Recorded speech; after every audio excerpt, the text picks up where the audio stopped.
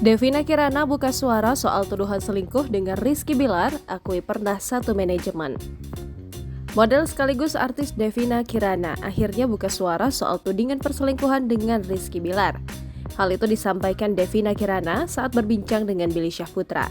Di depan Billy Syahputra, Devina Kirana mengakui dirinya memang dulu satu manajemen dengan Rizky Bilar.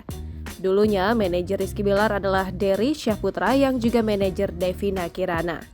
Selain satu manajemen, Devina Kirana dan Rizky Bilar pernah terlibat dalam satu judul sinetron yang sama, yakni Jodoh Wasiat Bapak. Namun, hubungan keduanya hanya sebatas profesional dalam bekerja. Selama ini bungkam, Devina mengatakan bahwa ia memang sengaja tak mau menanggapi tuduhan menjadi selingkuhan Rizky Bilar. Alasannya karena dia merasa tidak bersalah. Di sisi lain, Devina Kirana juga tak mau memberikan klarifikasi karena takut dianggap pansos alias panjat sosial di tengah gonjang-ganjing rumah tangga Rizky Bilar dan Lesti Kejora. Jangan lupa subscribe, share, komen, dan like ya!